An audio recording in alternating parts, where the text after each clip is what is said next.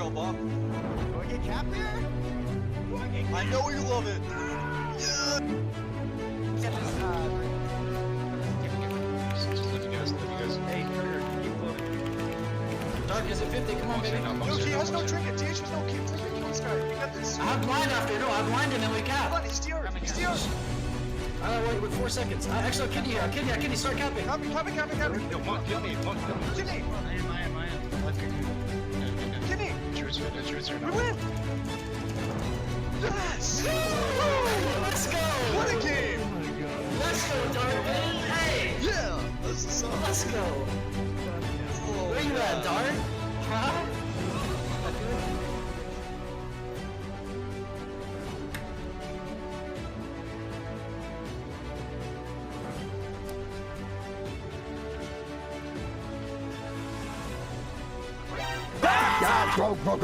Broke.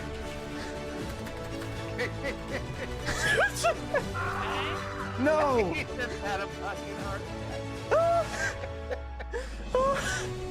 Saw now looking to get the cap, but it looks like Kumu has Take the flag in the flag. I think Saw might be able to just go cap. Kuma's gonna go down. come here. I'm gonna kill you and take that flag as Drew returns the flag. Zarashi with the huge Death Knight plays. Sales representative for the Flesh. I may or may not be sponsored by Fleshlight.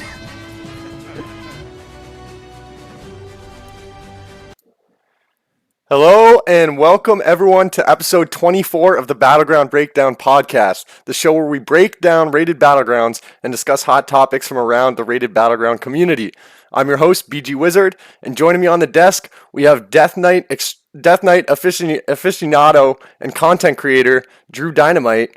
We also have the Mistweaver Monk extraordinaire, Bamboozled, and our special guest today dominates the MoP European RBG ladder. He's got rank 14 in Hero, he streams on Twitch, and uploads to YouTube. Welcoming the first EU RBG leader to the show, Shreddyx. We'll start with Drew. Drew, it's been a while, man. We're back.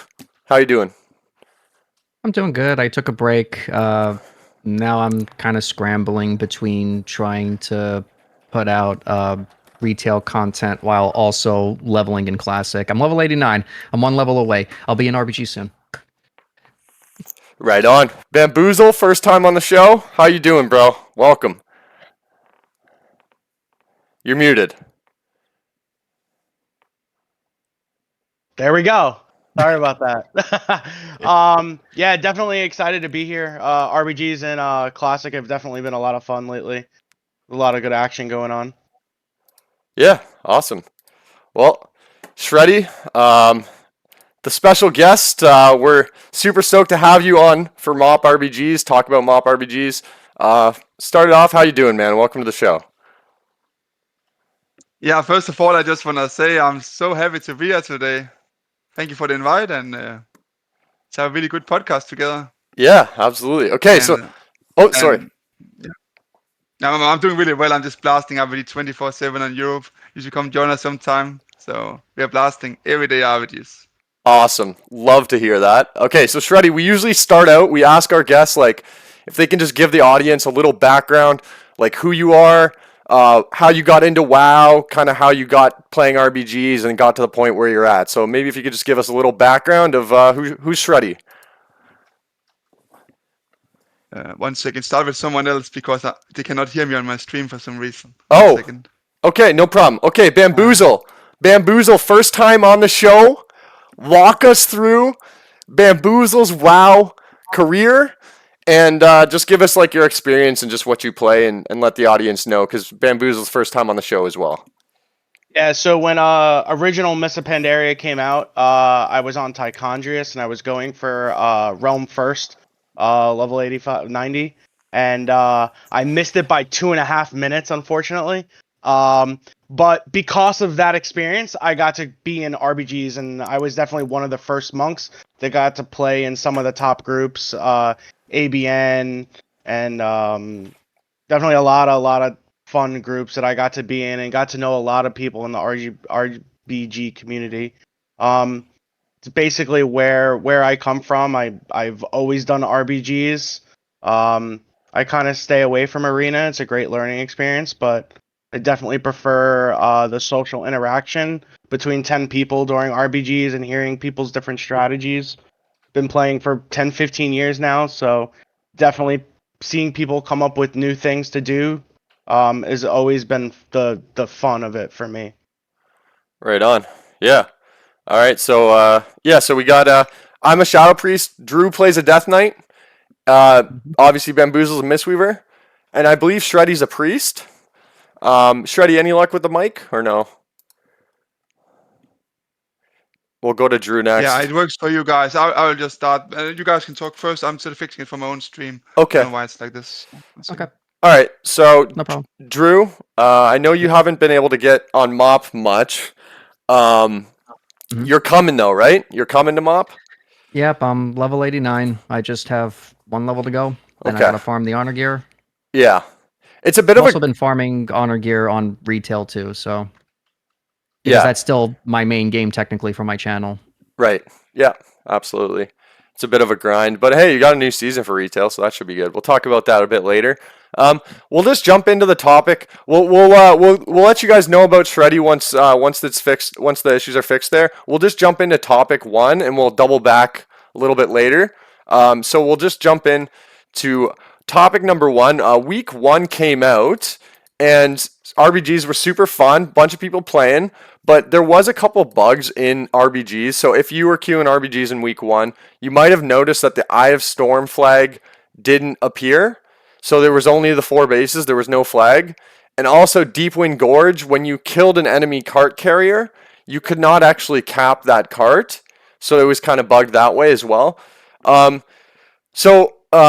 then there's still major things missing. So Blizzard actually went and they fixed those bugs. They actually fixed those. So now there is a flag in EOTS and the Deepwind Gorge cart can be returned.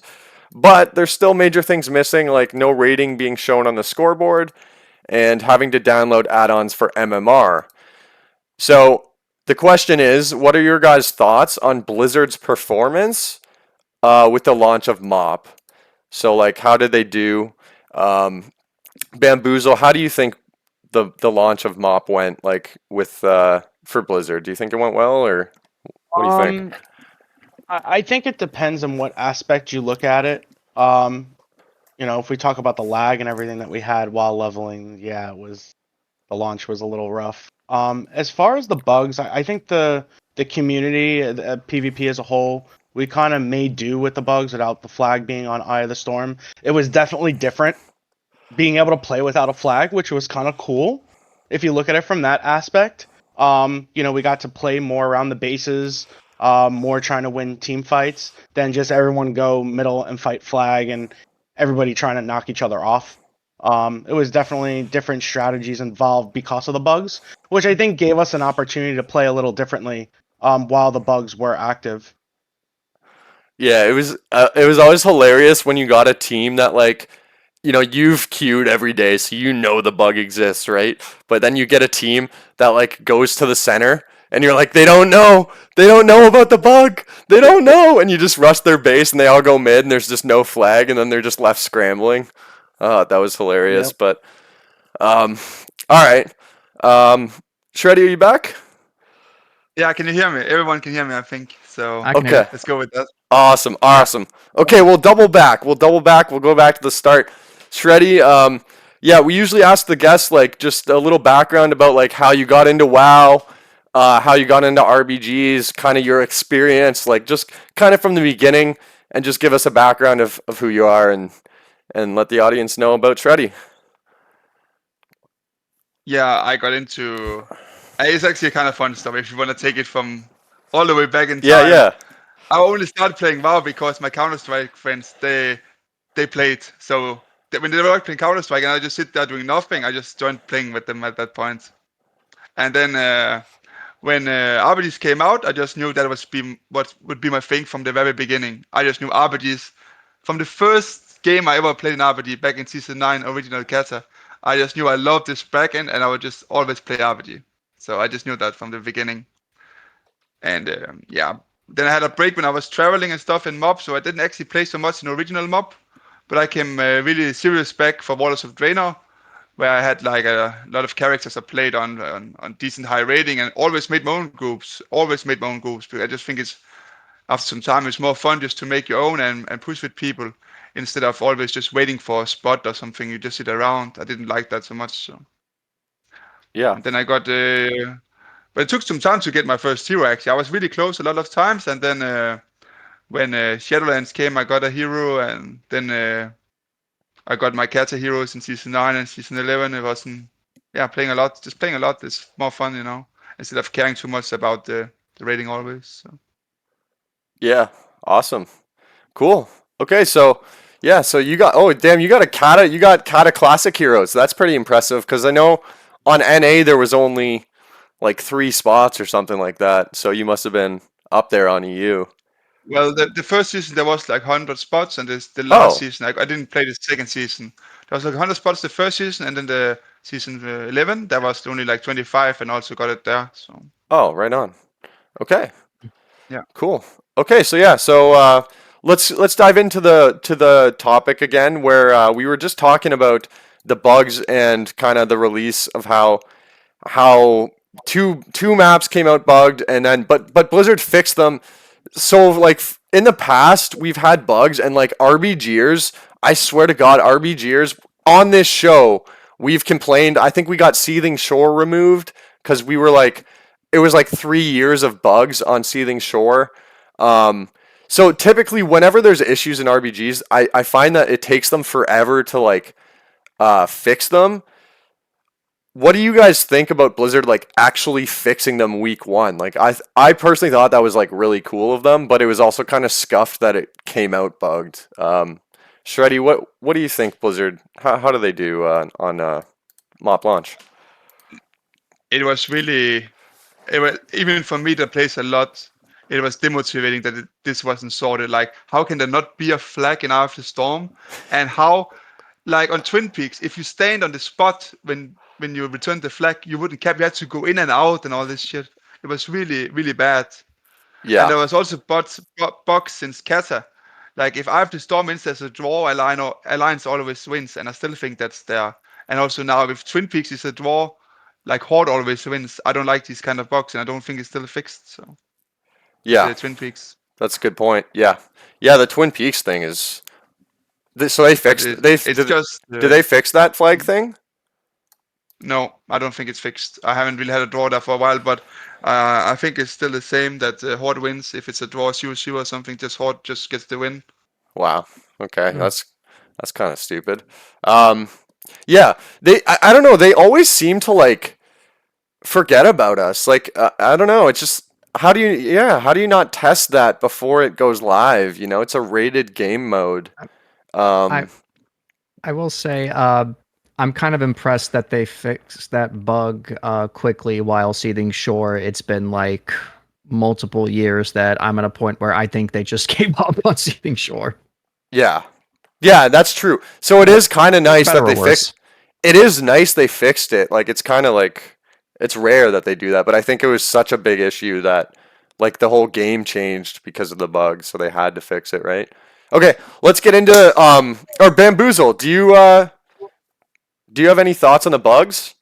Or I already asked you, sorry. I'm gonna go into the I'm gonna go into the next question. If Blizzard gave you one immediate change to implement, what would it be? You could change anything in the game for RBGs. Shreddy, what would you change if you could change anything? If I could change anything, like a box or like just anything like that.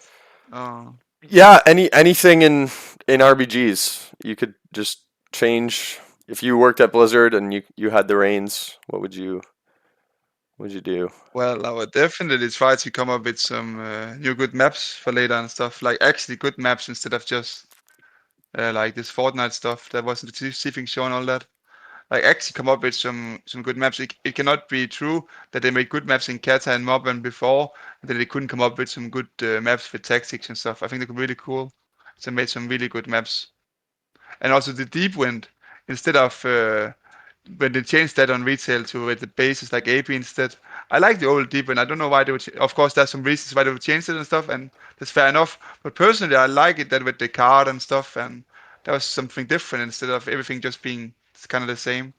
But right now, I'm just happy with the game. They fixed the bugs, and we can play a lot, and I think it's just super nice. Like, I don't really think about what they should change. I'm just enjoying the game too much, I guess. Yeah, fair enough. Honestly, that. I think Go ahead.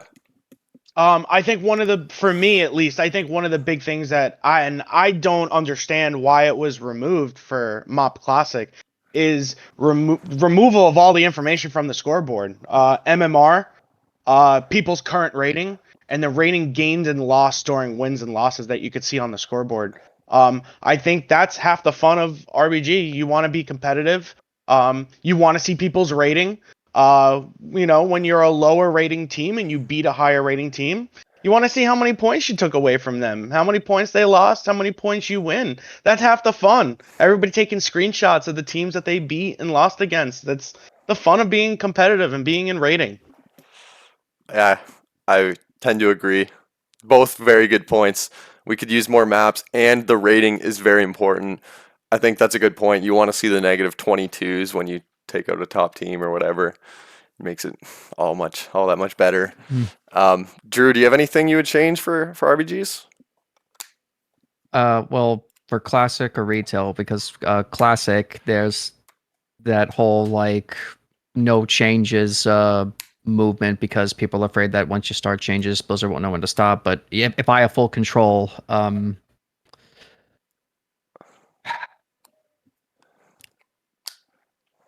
not sure because again, I haven't gotten to touch that content as rated. I did play original mob, but not in any rated format. Like I did a couple arenas, but I mostly did randoms. So like with Deepwind, for example, I don't know if I prefer the old Deepwind or the new Deepwind in rated because I only got to play the random version of Deepwind. I didn't get to play the rated version of classic Deepwind. Right. But well, you'll be 90. I guess if you're asking me for retail, like just to revamp the reward system for RB that incentivizes RBGs more, but that's a whole other like topic that I could go on for hours. So no, that's a good point. I think that can fit for classic also though, the reward system definitely. As of right now, what rewards you get for being a top team or being 2K plus or 2200, you just get an achievement. That's really it. The weapon enchant. That's really it. No cool transmogs. Maybe a few extra mounts.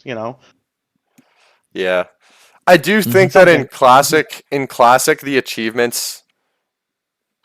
Actually, I guess once you get them, you can't get them again. I don't know. Yeah, rewards have always been a pretty big thing, especially in retail for sure. For me, I would love to see this is kind of like a unique one. I don't know how this will hit for like your average player, but for a change that I would like to see is like incentives for leaders, because I find there's like I feel like there's a ton of people that want to play, but there's not a lot of people that put groups together. And I went and I played Guild Wars 2 for a little bit, competitive PvP. And what they have is they have a commander badge over your head. And so like everybody in the BG or whatever, like kind of like follows that commander, and they essentially get like, it's almost like a title or like a marker for like being the leader. I think it'd be cool to have like almost like a ranking system for leaders, so that you can get like rewards. Like you could get like a command. I know commander's already a title, but let's just say commander's a new title. You could get like a commander title for like putting a group together and winning like 30 games, or putting a group together and winning like 50 games. Something like that. I don't know. Some incentive to get people to make more groups is what I would change. Let's jump into leading RBGs. Speaking of putting groups together, obviously we have some. Shreddy's a very notable RBG leader. I also put together a lot of groups. Drew and Bam, you guys queue a ton of RBGs. Is there any advice we could give for leading RBGs? Anything you can think of? Like, what's what's some advice for somebody that's trying to get into RBGs and they want to start putting groups together? What's some advice you would give them, Shreddy? Like my best advice actually is just to start doing it. Stop thinking about doing it. Actually, just go in the tool, make that group, tell them your XP or whatever, and tell them what the group is about, and then get going. Like a lot of people are procrastinating; they're not actually doing it. Like I started when I came back from I played original Kata. I only got 2-2 because I had to stop, but I still had the 2-2 achievement. So I just used that, and then when I came back to what I just used that achievement and I started making groups. I didn't know anything when I started. I was really bad, like, but I just kept going, making groups and find some team and people to play with. And a lot of people they don't want to do that work. They rather just wait for the good group to form and then have a spot. But then they can wait like maybe hours every day to get a spot in a group, and maybe they just get 1 or 2 games in. If you actually care about playing a lot, make your own groups, shit like that. Yeah, exactly. Yeah, 100% agree. Bamboozle, you got any thoughts for advice for leading RBGs? Shreddy actually took the words out of my mouth. I was gonna say there's a lot of people always saying, "Hey, any RBGs? Hey, any RBGs?" At least 10 to 15 messages a night I see. If we just have one of those people say, "Hey, you know what? I'm not even gonna ask. I'm just gonna form a group," you know, post in a guild chat, post it in trade. You will be in an RBG group every night if you do that. You know, stop talking about it and just do it. Is the best advice that I can give. Yep. Drew, any thoughts on RBG leaders? Any advice you'd give them? It's just that from what everyone on the podcast has been saying, like I'm just thinking of that Shia LaBeouf meme, like just do it. But I noticed on retail, like a lot of people who would lead RBGs and streamers particularly, they stopped because it's harder now to form groups because of the whole player ecosystem shamble as a result of like not 1 but 2 solo queue modes that copy and pasted like everything the pre-made bracket, almost everything the pre-made brackets have to offer. So I mean, I guess I technically could still like do that in retail, but I feel like it's harder now than it was in classic. It's probably I'm guessing it's easier in classic because there's no solo, there's no BG blitz. You want these rewards by doing battlegrounds, then you got to get an LFG. Yeah. Actually, just real quick, you just reminded me of something. Just we were talking about things we would change.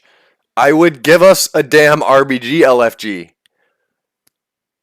I would add an RBG LFG. There's no PvP LFG. That's something I would change. Anyways, sorry. Oh yeah, like what's the deal with that? Like yeah, what? yeah. You got to go in the custom tab and make your group there. So yeah. Okay, Yeah, under the still... PvE tab.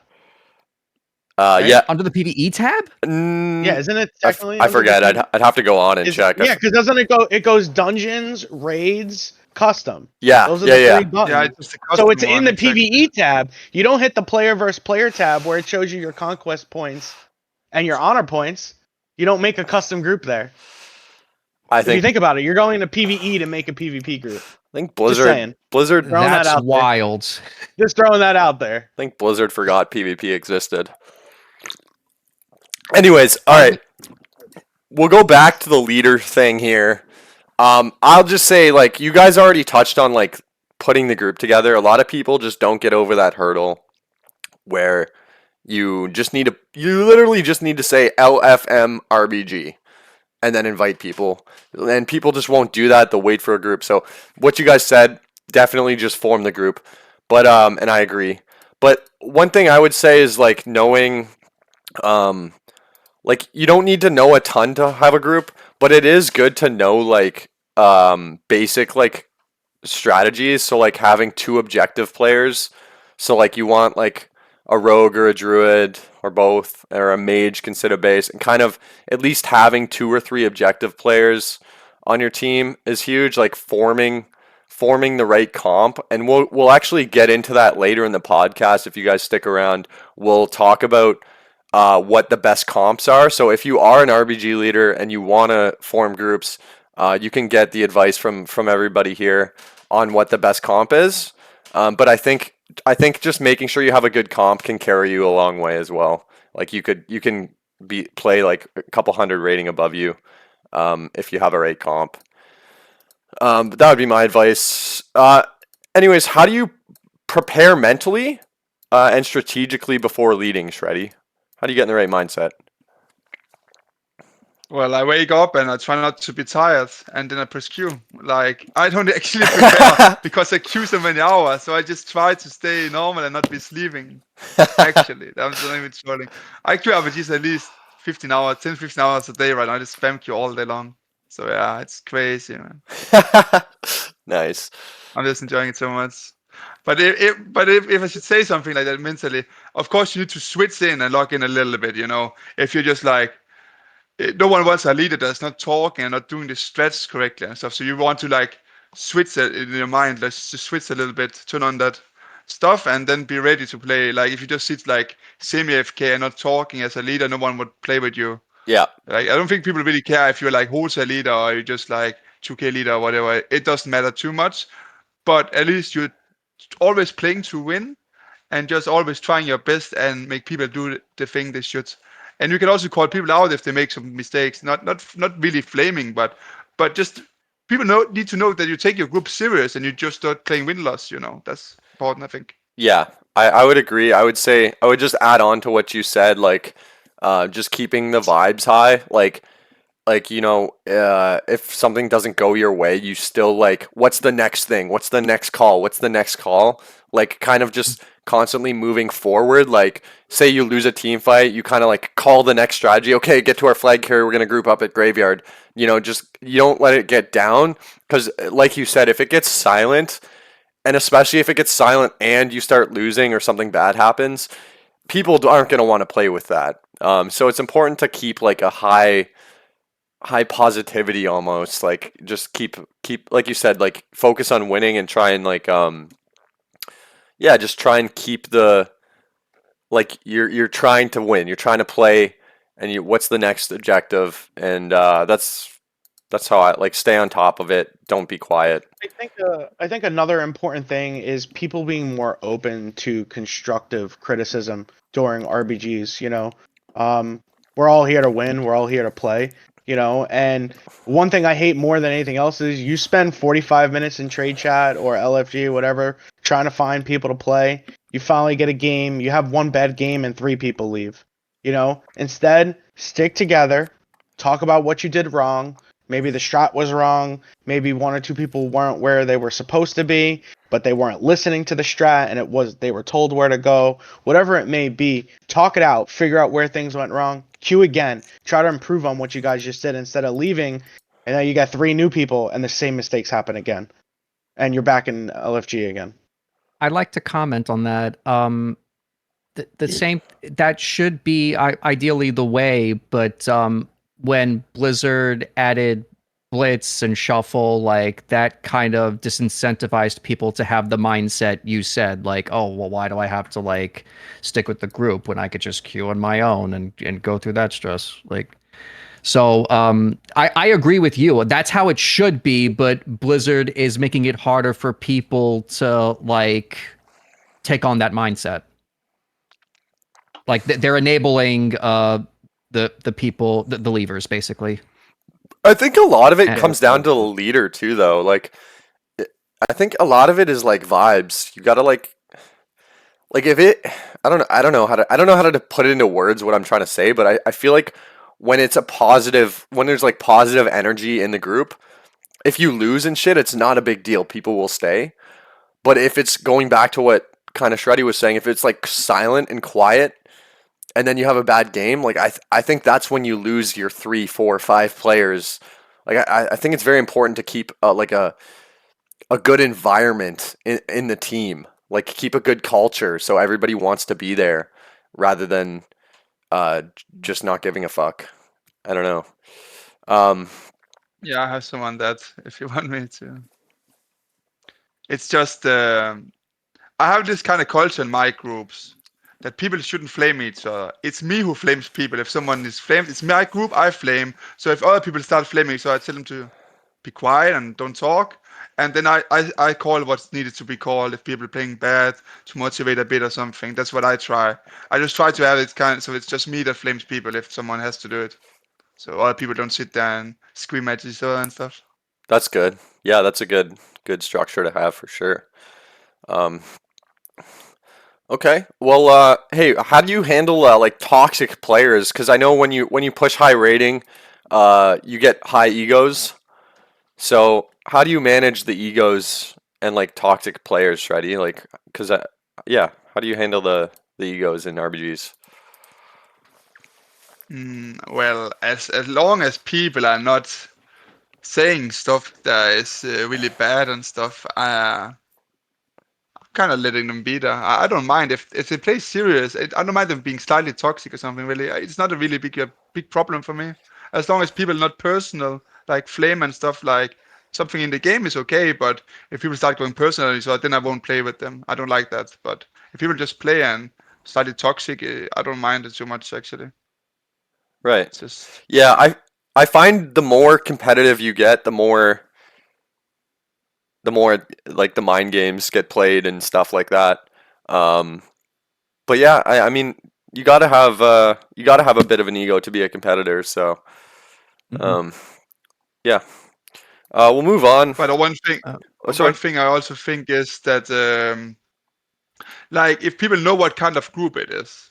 Like I don't like people in my group if they're hero XP or whatever, then they're toxic towards new players. I don't want to tolerate that at all, by the way, just so you know. But if people are on the same page, this is a serious group, everyone should have high XP, high expectations, everything, then I don't mind some kind of flaming can be there. I really don't care as long as it's not personal and stuff and people are just talking about the game. But yeah, that's just how I do it at least. That's a good point. Drew, did you have something to add there? Well, the way I deal with toxic players, I used to be a substance abuse counselor, so when people get like emotional and angry, like in RBGs compared to what I used to deal with, like it's kind of like a walk in the park for me. But I try not to like, I try not to yell back. I try to just like be objective and like level and like just look at the situation objectively. Like if someone screwed up, and be like, okay, he can be doing this better and this better. We don't have to like call him like the R word or whatever. And if they like don't stop, then that's at a point where if it's my group, then I would kick the person out, or if I'm in the group, then I would just be like, okay, I'm gonna go my own separate way and just, you know, like I play games to have fun, not and yeah, like there is a serious aspect to it that I'm willing to take on, but you can do that without being a psycho. Yeah. Bam, did you have anything to add about dealing with toxic players? I definitely think some toxicity is needed in RPGs. It always makes things fun. There's a few names out there that I can think of that I love playing with because they're just so funny. Their toxicness is there's a difference. I see somebody said it in Shreddy's chat. There's a difference between a toxic player and a bully. It's definitely very true. You know, one person I could just put on blast is Blar. Just a warrior that we play with who will just talk shit on everyone, but he's one of those people there. He's funny while he does it, you know, and everyone knows it's from a place of love. You know, there's a difference from being toxic and just flat on putting somebody down, and getting personal, like Shreddy said. Yeah. I find for me, like, I don't mind I don't really find myself playing with toxic people. The only toxic trait that I can think of because I form groups and I lead RPGs, and the one thing that pisses me off is when I get someone that's like a really good player, but they like they think they know the best, and so you get in the call and they're the voice that has to be heard all the time. You know what I mean? So you find yourself like having to like almost compete to talk over this other person because you know they think they know best. I don't like when you get that big of an ego to where they almost try and come in and try and like take over the group.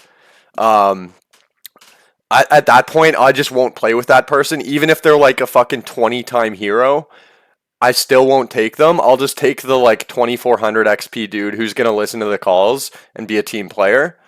So that's the one toxic thing that I would say is like really good players, kind of trying to like come in and run things themselves, whether they think they're better or whatever. I know they're probably just trying to win, but sometimes I feel like it's too much.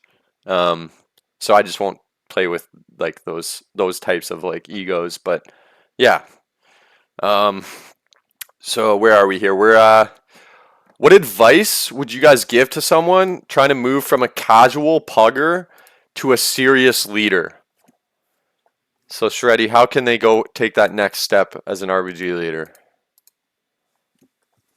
Well, like it's good to plan some strats before you press the Q at least. Like if you join with a group and you don't have any strats ready and you see, oh, should we do this or this? Like it's fine to talk a little bit about the strat, but if you don't have anything planned when you go in, you're gonna lose to every decent team that has that, you know. So Yeah.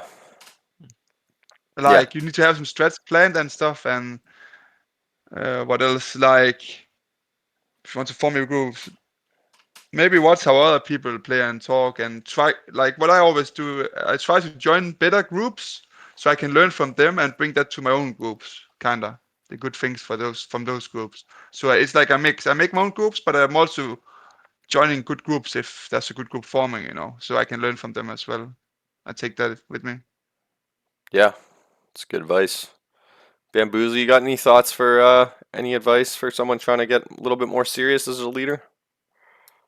Number one, I definitely think queuing with as many different people as possible, like Shreddy said. Learning different strats from different people is always really important. There's a million ways to do it on each map, you know. There are few that work better than others. But also, I think your comp is really important, you know. Are you running a Rogue FC? You're running Druid FC? You know, what your comp is going to also determine on the strat that you run. You can't turtle on a flag map if you don't have a Druid. You're going to have to kite, you know, if you have a Rogue FC. So it definitely changes your strats a lot. So I think that's also something to keep in mind. If you're trying to lead RBGs, stick with what you're comfortable with, what you're used to doing, because your strats are going to evolve around your comp. Yeah. Drew, how can people get a little bit more serious as an RBG leader? The best I can think of right now is to just try to queue with multiple groups with different leaders, so that way you get a feel of like what styles and strategies best fit for you, because that's pretty much what I've done. I've led like one or two nights of RBGs, but it went pretty well, and a lot of it was because I just took what I learned from watching you lead and watching other leaders I've been with lead, and incorporate that into what I'm doing. It also helped that I had a friend with me, because a streamer friend I have, Grimlock, he's mainly an arena player. He doesn't really do RBGs much, but one or two nights we did RBGs, and he was assisting me in leading. So that was like less pressure off of me, because one of the big stresses of me leading is that especially if it's like a less experienced group, I have to strat call and target call and tell people where to go all at once. But like with Grimlock, we kind of split that responsibility. Like he was like target calling, and I was saying like, okay, go here, go there. So if you have a friend who would also like want to help you co-lead, that could also help. Yeah, absolutely. I do that all the time with shout out to Bradwer. He'll do like the objective team on our team, and I'll do like the team fight and stuff like that. So yeah, my advice for would be to like build a network. I find RBGs is almost a networking game, and I feel like when you play as an RBG leader, even if you're a casual and then you want to get better, if you get like, let's say you have a warlock that tops damage, get that guy's B tag, and then next time you form, start the group with that guy, and then grab the next DPS that's top, and then get the best healer, and just literally just build your B tag, and then upgrade. And over time, you'll just keep getting upgrades. And as you do better, you just keep adding the best players on your team. And every time you form, you just form with those people. And eventually you'll have a really good group of people that you know and you play with, and you'll be able to push higher. So I think part of it is just building a better network for yourself and adding the better players that come to your groups. Other than that, I would say also stay consistent. I think a lot of being able to form a group is like people knowing that you form. Like, so I think being consistent like is key as well. That's all I got on that. Now we get into the good stuff. Okay, now we got Europe. How do RBGs look in Europe? We're just curious on like the ecosystem in Europe. Is it populated? What do the high-end games look like? What do the low-end games look like? Is there a middle tier? Who are the best teams? Shreddy, what's the EU RBG ecosystem like? Well, right now there's like I'm queuing from like 8-9 in the morning right now. I'm just queuing like maybe some caps on some walls or some little push on some characters in the morning, from the morning, and then I play like until the mid of the day. Then I maybe take a break 1 or 2 hours, and then I'm back until the real games come in the evening. Yeah. But it's actually fun. You can, when they fixed that MMR, I don't know if you know that they fixed MMR, so you can meet teams with more than 500 rating difference. So it's 1,000 rating difference now. So you will get a pop. You cannot just sit 2 hours queues and stuff. You will get a team eventually, just to play a bit. So that's really nice. They fixed that. And also, there's I would say maybe like 5 really good teams and like 3.3k MMR right now around that. Wow. And then there's, of course, I don't know if you heard about this team called the E-Heroes. Have you heard about those guys? No. Who are? Fill us in. It's one team that they have dominated the ladder like since forever. It's like basically just one team, and they're hard to beat. Let me put it like that. Very hard to beat. Nice. Like some seasons they basically have like maybe 5 losses in a season and like 300 wins some times and stuff like that. So they're really strong. Wow. Yeah, we have like 3. I would say like 3 good teams, 2 or 3 good teams, and I don't think we're at 3.3 because I don't think we have enough teams to push that high MMR.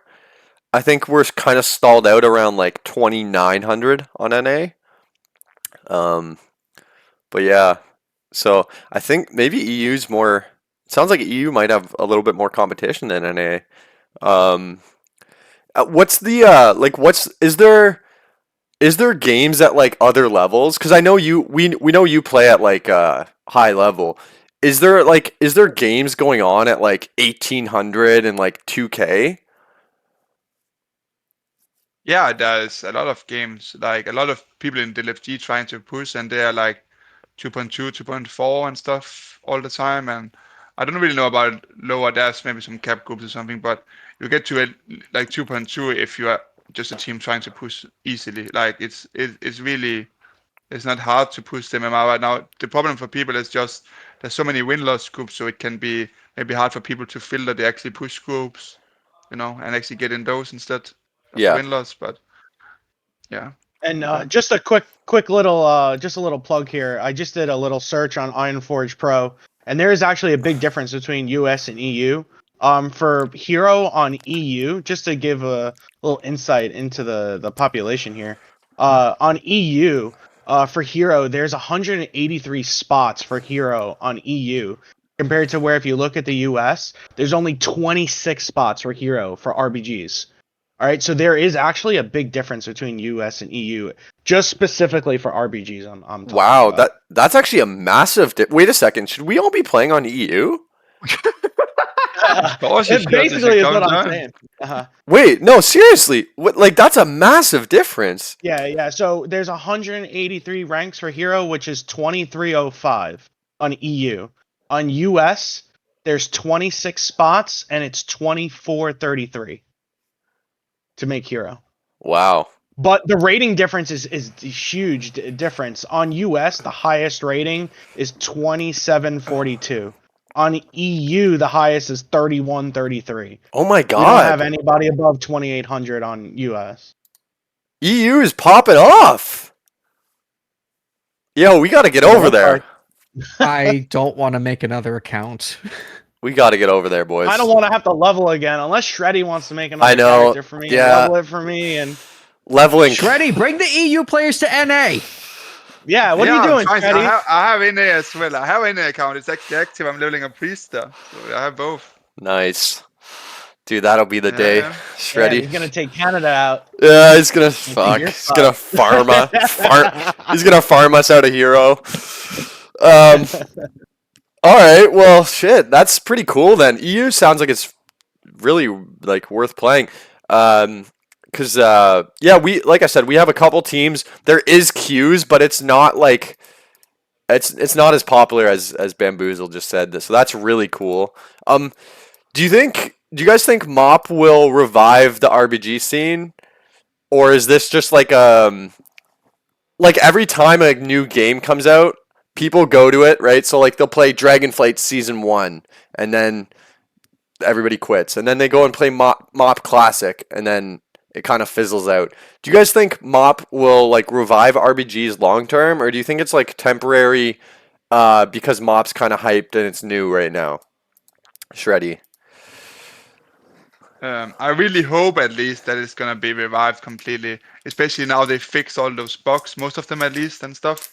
Because I could understand if some people would already maybe take a break from that because of those bugs. It was a bit weird, but I really hope it's gonna be revived completely now. But still, there will be a lot of people falling off. So I'm just enjoying the best here of the start of the season I can and just play as much as possible.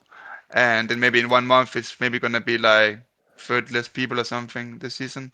Yeah. There will be some decay of people, but hopefully it's not gonna be as big as a crash like in Kata. I really hope it's not gonna be like that. Yeah, I agree. I'm trying to. I've noticed it like just forming. Like the first week, it was easy to form, and I know. And obviously, we're on NA, but like, I'm noticing it. Like, I'm noticing the decay of players a little bit.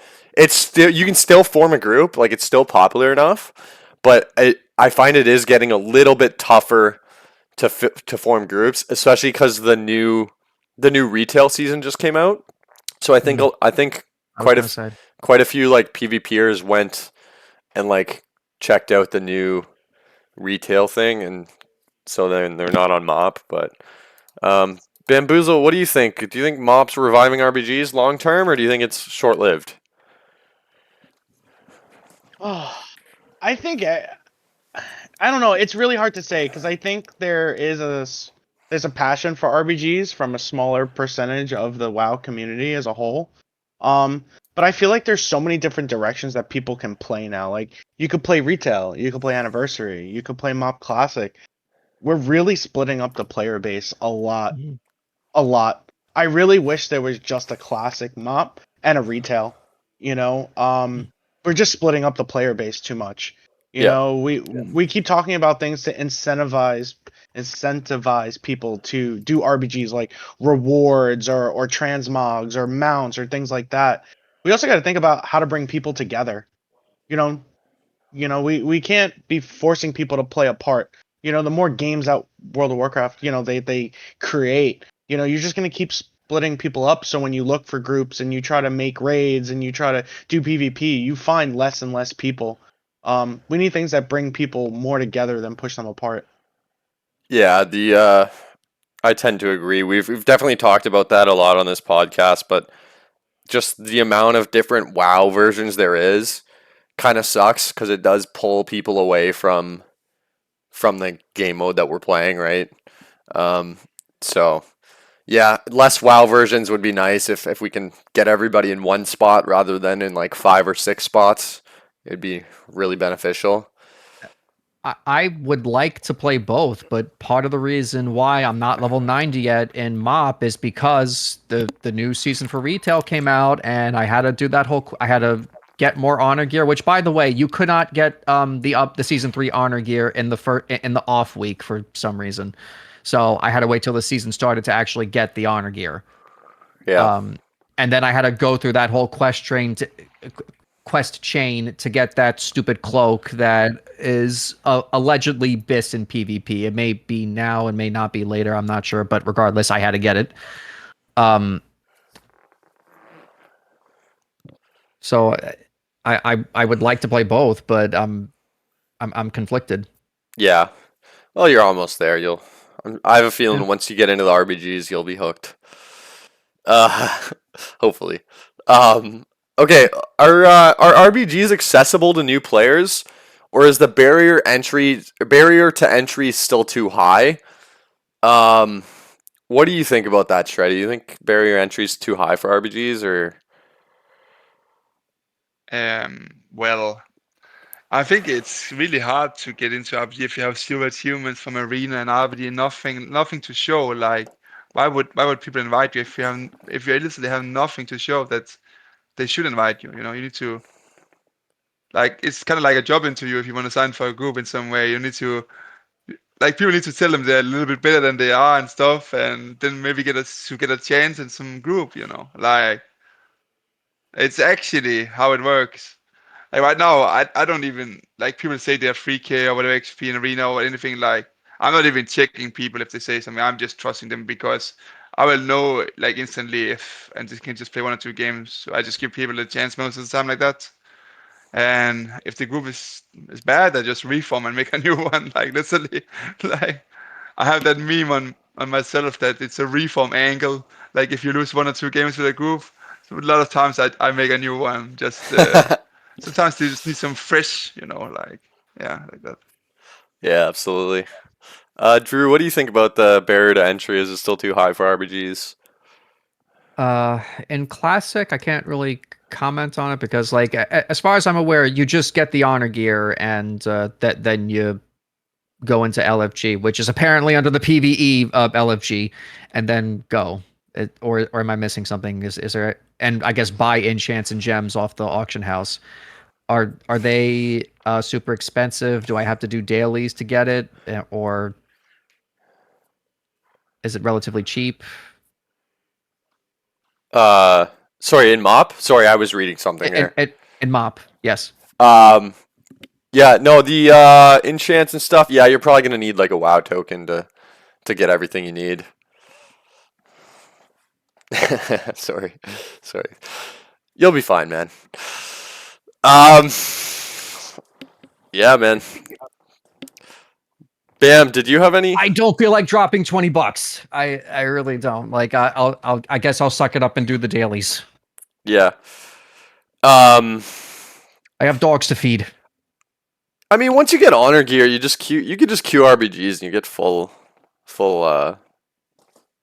conquest and honor gear. It's not too bad. That was one of the things I appreciate about retail is that, like, I think it rewarded you, like, with the bag, like, a fair amount of gold. I think it was in WoD when they implemented this, that it's like, okay, I'm not gonna be broke as shit anymore. I actually have some income and I don't have to do these stupid dailies anymore.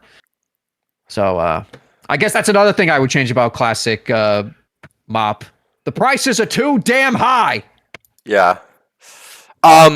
For me, barrier to entry, I just because we run we have the guild and the community, and like there's so many different levels of people that we try and engage with.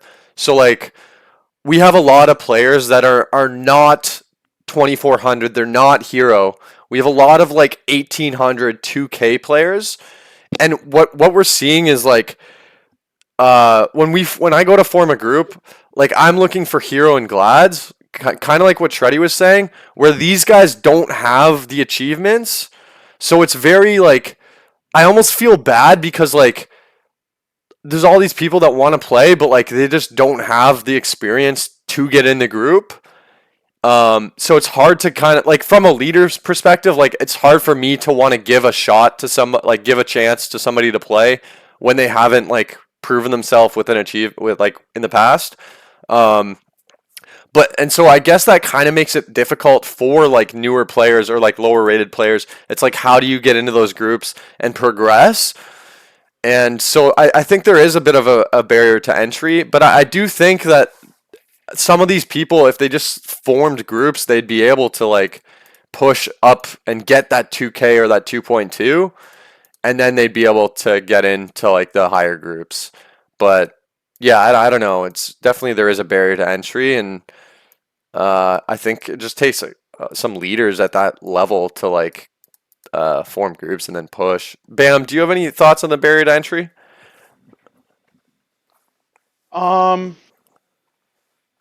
As far when you say barrier to entry, are you talking more about like the learning experience, the learning curve to get Like- into RPGs? Like, is it, yeah, like just getting into RPGs, is there like a steep, like, is there like a wall almost that makes it hard for people to get into the game? Like, to get into groups, to get into I think it's more mental. People just think it's scary. It's no different than a normal BG with people talking in Discord and have some organization. You know, like, what's the difference than going into cherry chat and asking, hey, looking for a group for BG farm? You know, you want to win, you want to try to get your honor to get your gear. You know, and you got to have some kind of strat behind it to try to win. I think it's the same for RBGs. You know, you're coming up with a strat, you're getting 10 people together in a Discord. I think it's more mental for people that it seems scary because you have to talk to people, where with Blitz, you could just click a button and you're in a game with 10 other people. Right. All right. Let's move on to the spicy topic. This one's always pretty interesting. There's cheating in RBGs, and I'm just wondering what it's like on EU. So I'll just give you a little bit of a background. In Kata Classic, we basically got like, there was like this developer, he was making wall hacks for everybody and bots to play different classes. So like scripts and stuff. So like basically all you have to do is press WASD and the bot will actually press all your buttons for you. There's also wall hacks, so you can see enemy nameplates across the map and like through the base in Warsong and stuff like that.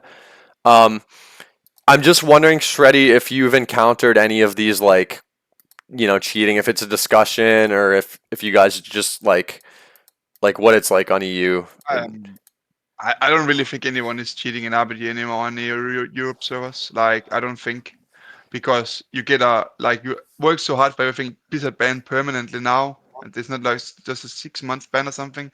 It's a perma ban. So I don't really understand people do it. But I see it's a problem in it for you guys. I don't really know. But on EU, I don't think anyone is really doing it at all. Not something I have encountered at least. All right. Yeah. I'm not sure I'm not sure how prevalent it is in MOP.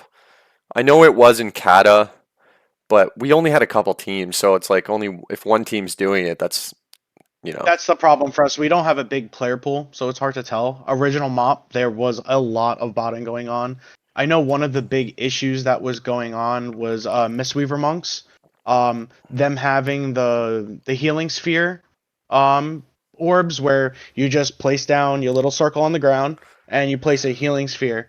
Well, back in the day, you used to be able to have a script where you hit a button and it would automatically just put orbs underneath someone's feet, where you didn't have to place it yourself, the orbs. And that was a big problem because it wasn't detectable by Blizzard. So I know that was a big problem, where monks, you didn't need to be a good healer, you just needed to put orbs on the ground. Which now we're back in MOP again, and it could be an issue again. I don't know if monks are doing it currently, but orbs are back, and it's one of the reasons why I don't like Mistweaver healing in the current state. All you need to do is just drop healing spheres to be a good Mistweaver monk, basically. Yeah. Yeah, I honestly haven't heard much about this topic. Last time I heard about it was in Kata Classic. So I figured I would just ask, see if there's any EU news on that. Doesn't sound like there is. So, yeah, sounds like we're getting some clean, good, fun games, which is awesome. Let's give everybody a perfect team composition. So if you're an RBG leader watching this, you could basically take the answer that you're going to get here from like Shreddy and the guys, and you could go and take that composition and make a group and probably do well. That's kind of the idea behind this topic. So we're going to give our perfect team composition. If you could have any 10 classes and specs in MOP RBGs. So Shreddy, I think we'll start with you. If you could have like the perfect team comp, like what would you make? Well, it kind of depends on the skill level of the players as well. Like we talk about, if you are actually the really good players in those classes, or more like just like a decent group. Like it actually depends for me. Everybody's a hero. Everybody's like same XP. Your rank 1 team, Shreddy. Yeah. Yeah. Well, I really like playing with stealth classes like rogues and druids especially. So I will have one feral guardian, one rogue, and then I will have like a lot of people are actually start playing combat rogue as well, with some extra like longer stunts and stuff. I don't really know how it works, but I'm planning on trying out rogue as well myself. I didn't really play it, but yeah, feral guardian and then rogue, Airfleet warlock, frost mage, DK, unholy, warrior, and what's the last spot? Yeah, I would like to play with a boomkin as well. People that say boomkin is not necessary and stuff, but if you actually have a good boom, I think it can change the game because you can link bases with the rogue and so on. I think that can be really important. But if you don't have a good boom, I would go with another mage or another warrior or something like that. It's also not bad. Yep. And then I like to play with healing comp is kinda harder because it's just about actually bringing the best healers you are available. I feel like I don't feel Rescue Shamans is super good, but I think like Holy Paladin, you want the one Holy Paladin for sure because you need the bubble for the feral. When he symbiosis the Paladin, he gets the bubble for defending the base. You need that. You cannot really play without it. And then you can play with Monk, Resto Druid, or Priest. I think if you have a good Monk, it's of course really, really strong. But it's actually kind of interesting. I thought there would be more really good monks, but there's not a lot. There's really few. And I'm playing it myself, and I'm not the best monk. I'm gonna be honest. And I think the class is. Hey, one more reason we gotta go to EU. No, we want Yeah, EU so, to come to us. No, I'm sorry. One more reason Shreddy needs to come to US. I think it'd be easier We to need go to to. assimilate them. I think it'd be easier to go to EU than to have all of them come here, since there's more of them. No. Wait. I don't want to make another account. That we got to go this route. We're making this harder True. than it has to be. True. All right. I'm gonna, Drew. Since you haven't played MOP, I'm gonna skip you on this one. We're gonna go to. I got a comp. You got a comp? Yeah. All right. What's your comp? Yeah, let's hear this. 3 Mistweaver monks and 7 blood DKs. All right. Yeah. All right. You enjoy It would probably work. It probably would work. You enjoy the 1200 brackets, and all right, Bam. What's your comp if you could make one? Definitely Guardian Feral Druid. For FC Rogue with a Boomkin, 2 Affliction locks. What is that? That's 2, 3, 4, 5, and then I need 2 more. Mage and DK. Or swap out the mage for a warrior. Okay. DK warrior. And then what are your healers?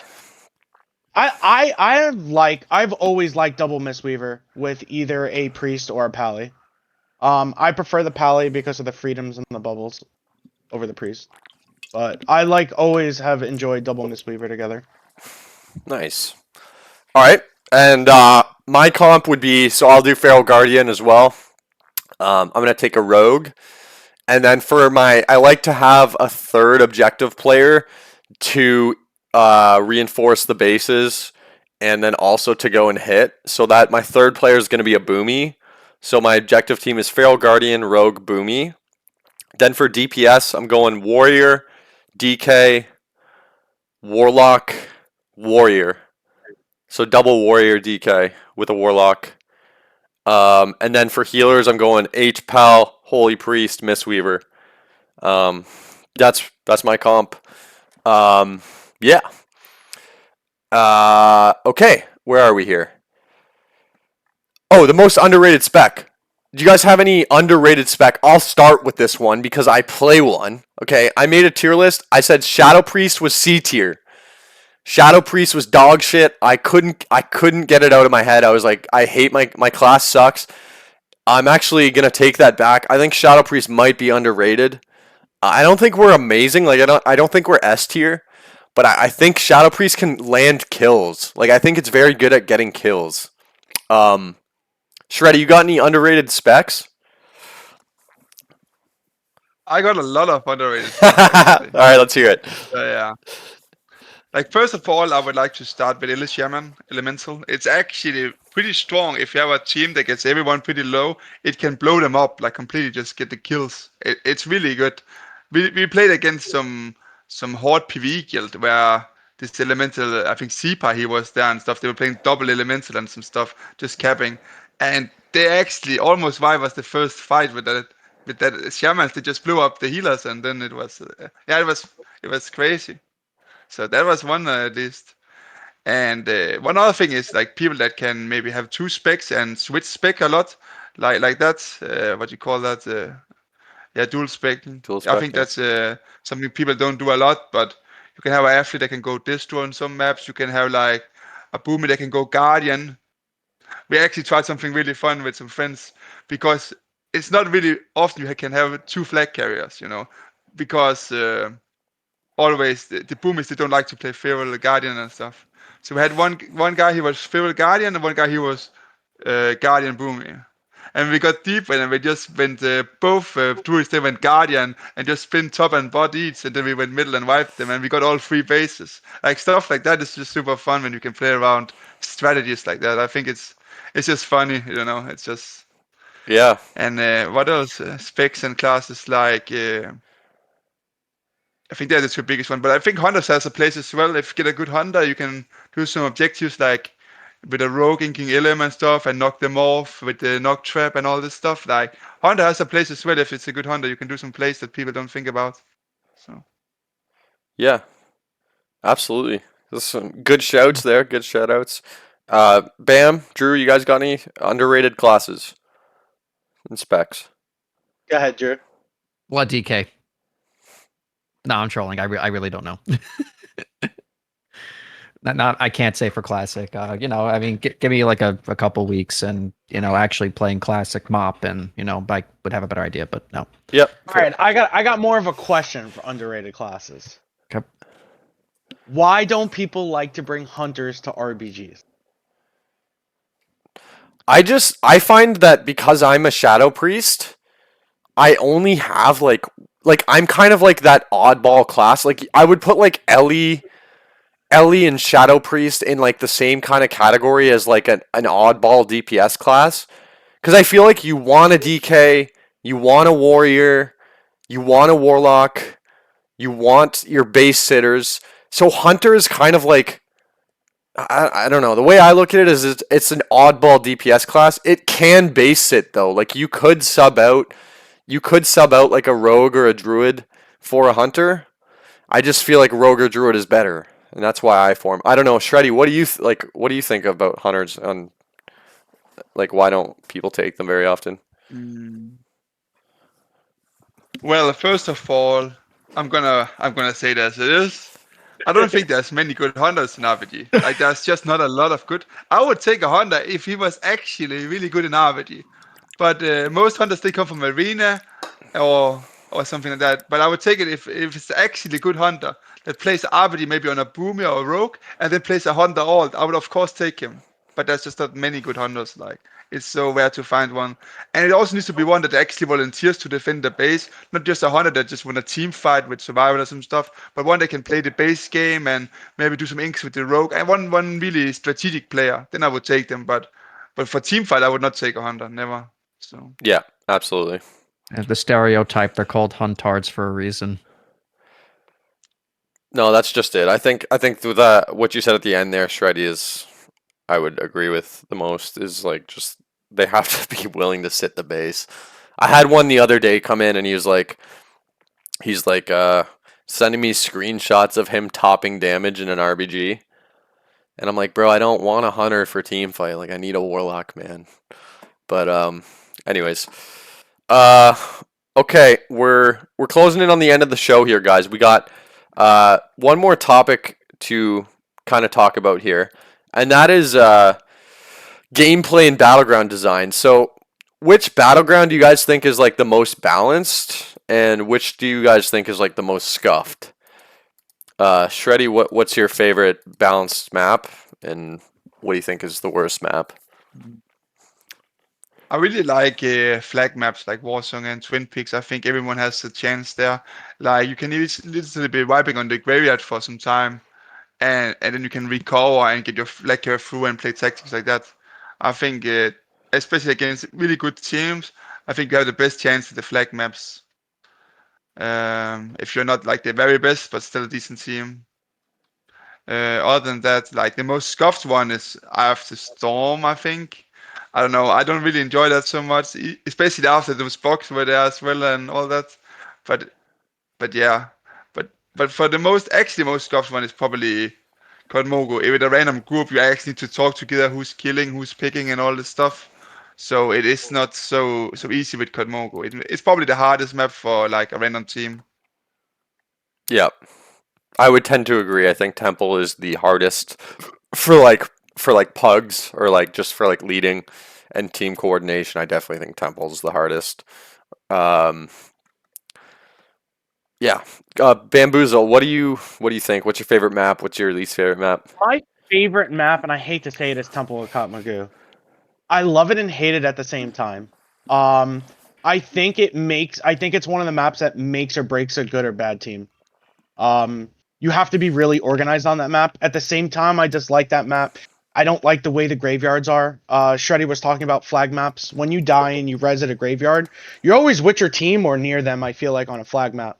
Where on Temple of Katmagoo, 95% of the time I res, my group is on the other side of the map, and I'm on this side, and you can only get in Temple Katmagoo through one side or the corner, because there's different entrances through the center square. So, if most of the time you're on the other side of the map when you res, and you have to run through the other team just to get to your team. So, it's just the design of it, for me, doesn't work. Once you lose that initial fight, Temple of Katmagoo is really hard to come back from that. Yep. Drew, I know you haven't played yet in MOP, but you know the RBGs. You got a favorite one, or a least favorite? Oh, you're asking for a favorite, not balanced? Balanced, yeah, balanced. Same, yeah. Well, as a DK, it depends on the class I'm playing, but as a DK main, Warsong Gulch. In Classic, do Druids still have like flap, and like can they flap with the flag on No. Twin Peaks down? No. No? The main thing, so we actually run a Feral. Most teams run a Guardian. We actually run a Feral, and we have like a speed. It's not a hack, but I call it a speed hack. He's like a Ferrari. We can run faster than anybody mounted. Is he a Worgen? Yeah, he's just Worgen, and he just Yeah. yeah. So we try and speed cap, but yeah, most of the time it's Guardian. Like, because I was thinking like, well, Twin Peaks isn't really balanced because of that trick, but if that's not a thing, then I guess Twin Peaks would also be more balanced. Not as balanced as Warsong, but and the most scuffed, I guess Arathi Basin. I don't know if that's the right word either, but like I just don't like it how like when 3 bases are capped, it's an uphill battle. I prefer Gilneas, where like if you die at the graveyard, regardless of whether you have it capped or not, you res like further back. So that way, like even if like you're behind on caps, you can still like turn the game around, as opposed to Arathi Basin, where if you're finding an enemy base, they keep resing there over and over and over again, and it's an uphill battle. Right. All right. Off meta strats, guys. Do we think like a comp with like 5 stealthies could be viable, or is that just memes? Shreddy, you got any thoughts on off meta strats? Yeah, there's a lot of strats you can do with off meta. Like, of course, there will always be like a meta people want to play, like maybe swap up 1 or 2 specs, but I think off meta, it's just more fun just to play. Like, I was playing yesterday even with the viewers and stuff, and and people actually listen. And we were playing with hunters and weird comp and stuff, and we beat all the other like kind of normal teams and lost to the big ones. But it was super fun just playing it, just enjoying it a bit. And I think like maybe not 5 rogues, but you can play like probably like 2 rogues, a hunter, and a boomkin or something like that. I think it could be fun as well, and just ink bases all the time, and people never know where they're safe or not. So yeah. Yeah. Yep, I would tend to agree. Yeah, 4, maybe 4 stealthies, something like that. 5 might be a little much, but yeah, 4 you can make it. It'd be fun to play. Not sure how it would work at a top end, but I think you could definitely like queue it up and sit like mid range 22, 24, something like that. Gonna throw it out there. I want to see the 7 blood DKs. I was about to say. Yeah. I just want to see how it goes. Just saying. Yeah, I don't care if it gets high rated or not. I just want to see what would As long as happen. I'm not Dude, playing against it. I would not. cool with it. As a priest, I would not want to be in that BG, bro. I would never get to play the game. I'd be off in a corner. I know that's the point. You annoy the crap out of the enemy team, and you annoy them until they surrender. Yeah. All right. Add-ons. Do they give unfair advantages or are they necessary? Well, I'll just start with this one because I think they are necessary because the MMR, like you need the add-on for MMR. You also need BGT or BGE. Shreddy, what do you think? Do add-ons give unfair advantages or are they necessary? It's basically only what you said, the Battleground enemies, and then like a weak hour for rest timer. It's not completely fixed for EV map right now, but that's really good. Yeah. And other than that, you don't need anything really, like nothing. Yeah. I don't know. Like a lot of people, they play like with too many add-ons and stuff, and it makes it make actually the game harder because of the overview and the calls and stuff. It doesn't make it easier. Like Omnibar that tracks what you need to track, and maybe the kicks or whatever if you play healer and stuff, and then you don't need anything. It's so easy to like get into that trap of just thinking more add-ons is better, but less is more. Yeah, actually. Yeah. 100%. Drew, Bam, you guys got... But when that, oh, one second. But when that's said, there's some good frames, unit frames. You can tweak some stuff with enhanced rate frames and better blitz plays. There's some stuff you can tweak with some add-ons, which doesn't clutter any information and stuff. Yeah. That's cool though as well. That's a good shout too. Actually, I use better blizz plates because I remember there was a game we were at Mage Tower, and Mage Tower had like the whole team was there, both teams, and they were side capping, and I couldn't. I was trying to spin, right? I was the spinner, and I couldn't fucking click the guy because there was like totems on the ground. I couldn't click. Anyway, so I downloaded better blizz frames, and that was actually a blessing. Getting those better nameplates so you can actually like click the right guy and spin the base. So a little trick for people. Well, if you play Mistweaver, you put down your little jade serpent statue thingy, all right, and you can stand inside of it and cap a flag, and people don't see you. Just a little trick for people. Some old tech right there. But if you play Panda, you're a little fat and you kind of stick out of the jade serpent. I think that's why I'm not getting as many. You got to be a caps gnome. lately. Yeah. That would be helpful. I actually have my own tech for that. My really own tech. Like I always kept the flag and bases like from a really far side where they don't notice it. And then one time, sometimes I actually do this less sleep, so I lie on the floor for a second, and then I start capping while the character raises up. It's a bit criminal, you know. That's great. The little sleep, hit a sleep mid cap. No way. All right. Should Blizzard ever consider solo queue for RBGs in Classic? Drew, I know you got some thoughts on this. What do you got for us? I've seen War, man. People on like Twitter and stuff are like insisting that like it needs it, and but I don't want to name names because I don't want to dox anyone, but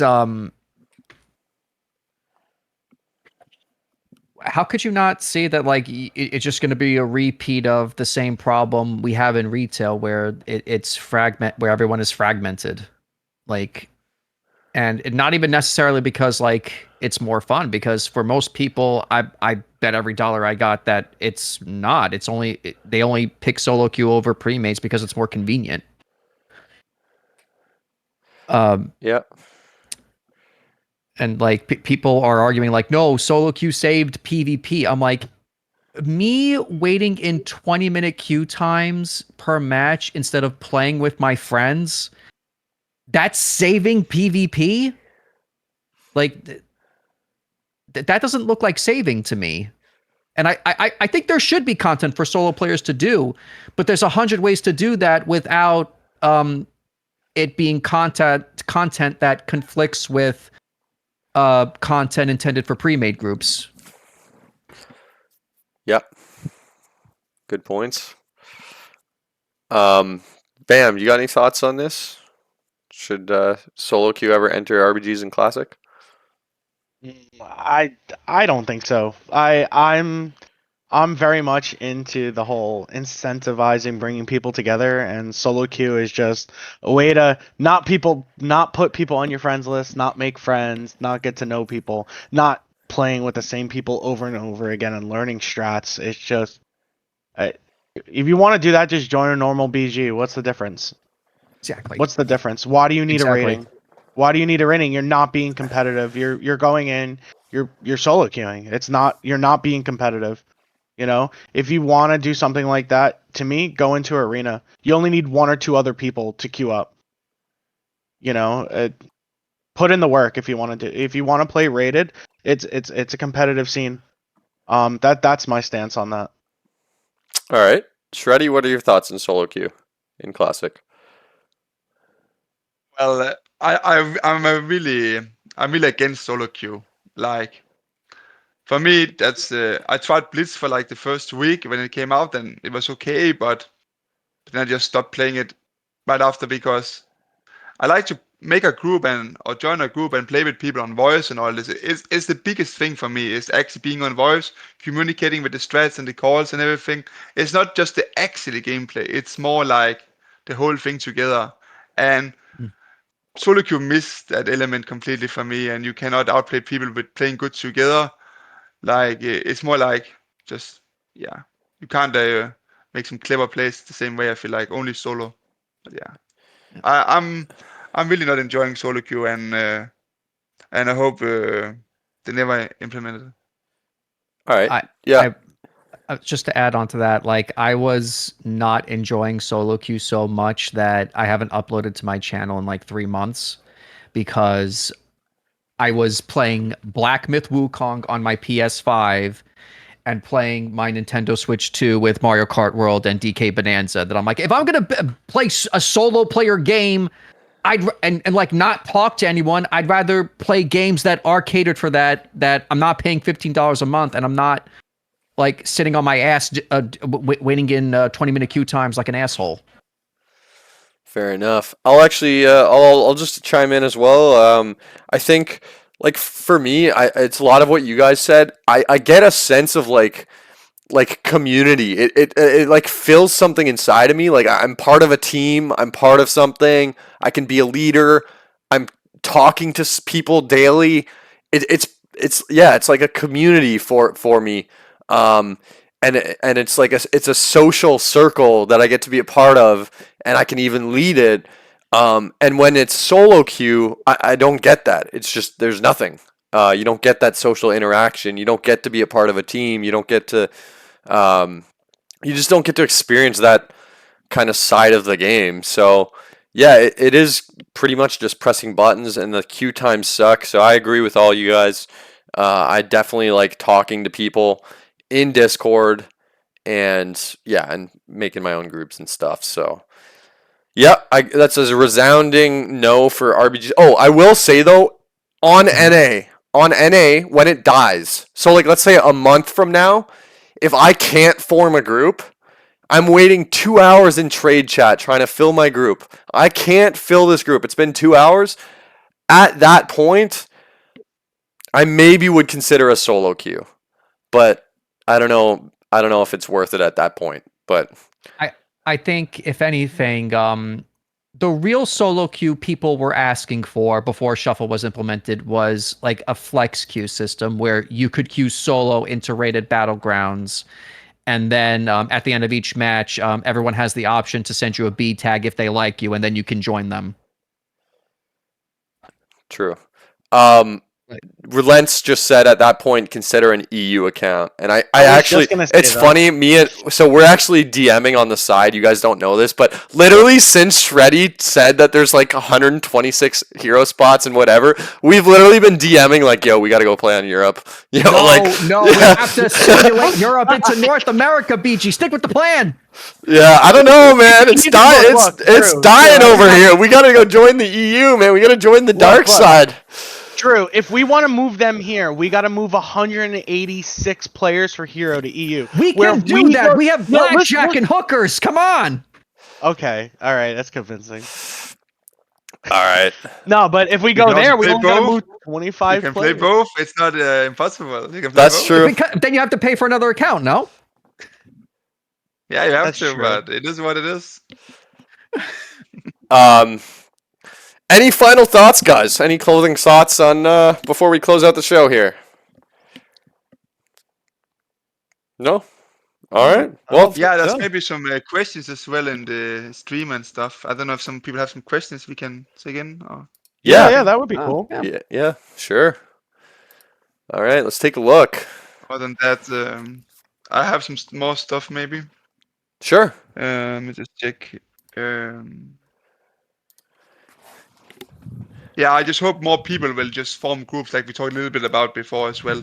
Like a lot of people, especially among the people I know and stuff, they just wait for a spot in like a few 3-4 groups instead of trying to get another group together. Like people would actually sit and wait 2-3 hours to play 2 games as a filler sometimes and stuff.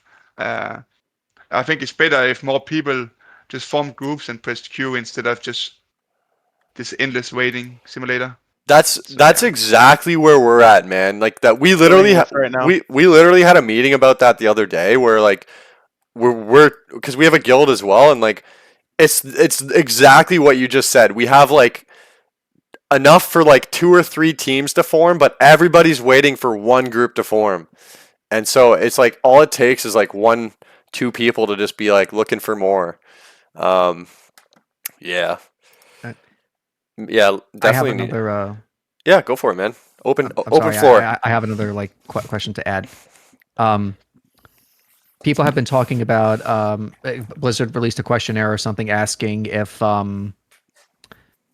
players would like classic characters to eventually be transferred into retail with all their rewards and stuff. So, what do you guys think about that? Because in the beginning, Blizzard said like, no, you earn something in Classic, it stays in Classic. You're not going to see it in your retail account. It blurs the lines because I'm sure you guys have come across this when you're forming groups. Like I'll get so many people that are like 2.6 XP multi-glad retail or like 3K XP retail. And like you're just like, okay, when was it? When was it? Or like, you know, sometimes you just take them and you're like, okay, 3K XP, he's got to be pretty good. But it's difficult because so many people, like, you don't know what version of the game they're good in. You know what I mean? They could have gotten 2200 in frickin' Wrath Classic. They could have gotten it in BFA. They could have gotten it in Legion, WoD. Like, you never know, right? It could have been years and years ago. So I don't know how I feel about the Classic achievements going into retail. I mean, it makes sense because if you... Yeah, let's look at it from a different point of view.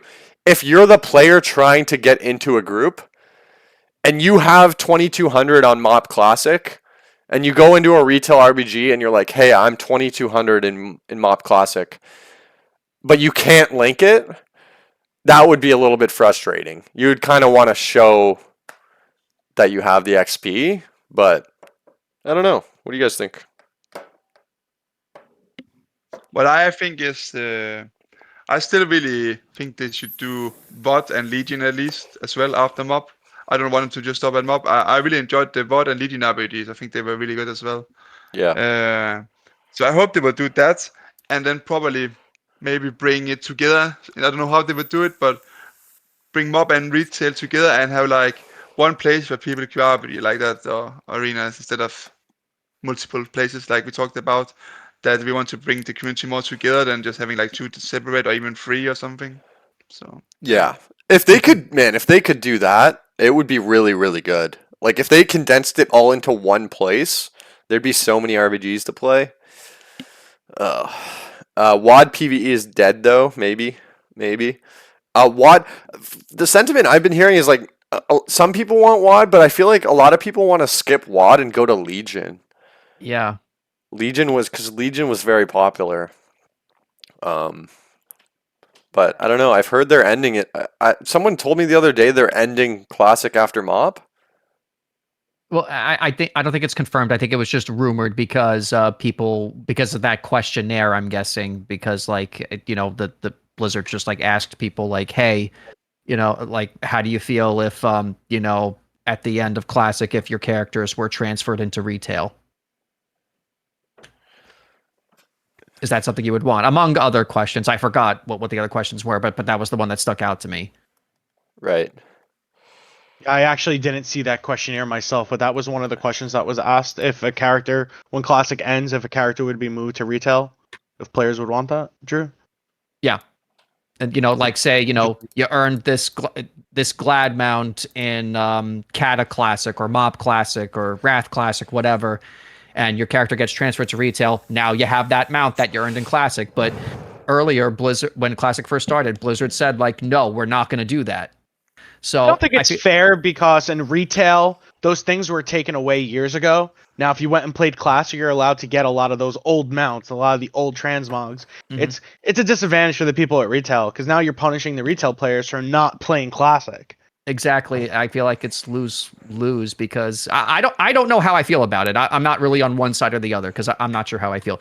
But like one of the reasons why I didn't dedicate myself to Classic is because there's no, as far as I'm aware, there's no permanence to it. I don't know what's going to happen to my characters who earn that achievement when Classic allegedly ends. Like, you get to Legion, like, okay, are you going to stop there? And then my character is just frozen in time forever with those achievements that I can't see again on a maintenance realm. Are you even going to bother doing BFA Classic? I don't think anyone would want to do that. Well, there has to be some people who want to, but I don't think it would be popular. Yeah. At that point, we're getting to the current times. What's the point? Just go play retail, right? Exactly. I'm not I don't know. Retail just feels weird to me. Like it's still fun, but I don't like the new UI and the new talent trees. I like it. I actually like as a DK. I like the current DK in retail more than classic DK in terms of how it functions because it's simplified with the runes where in classic I'm like there's blood, frost, and holy, and then some of those runes turn into death runes and I'm like, oh, that's a whole other thing I got to keep track of. So but meanwhile in retail I could like, oh, I could just be a monkey and have fun. See, I feel like the exact same way except the other way around. I feel like in MOP Shadow Priest is like simple. Like it's simple, you get it.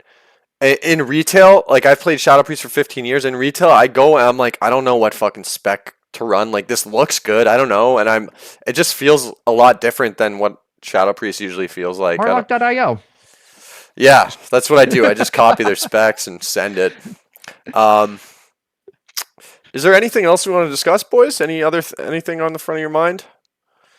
I wanted to hear from Shreddy how Shreddy feels about the end of Classic. Like, what is your plan, Shreddy? Do you have aspirations to go play retail after MOP Classic, or are you gonna wait for the next Classic to come out? Where's your mindset kind of with RPGs? Well, I just want to play RPG where there's no solo queue, where I can actually play with a team. So I don't mind if it's retail, classic, anything, but I don't want to play solo queue. And I just don't want to, like, it's fine to sit and wait for a queue if I'm forming a group and it will take some time, that's cool. But just sit like 20 minutes and wait for a pop playing with randoms, then I'd rather just go touch some grass or something, you know, like it's that. I think that's the problem we're having on NA right now. We don't have 20-minute queues, but we have 45-minute queues looking for people because there's just not a big player pool to pick players from. Oh, I have a question. Is it one server on EU? Like, is it everybody's alliance on one server, everybody's horde on one server? Yeah, everyone is alliance on fire modded PvPs. Like on horde, there's basically 0 horde teams. Everyone is alliance and fire modded once. And they're all humans, right? Not necessarily. No. All right, so Like I'm playing Night Elf Monk, for example, and Night Elf Priest for the Shadow Melt for getting mount quick and getting like drinks and stuff. I think it's better for a lot of healers. That's clutch for sure. Okay, so Firemont Alliance, that's where to go on EU.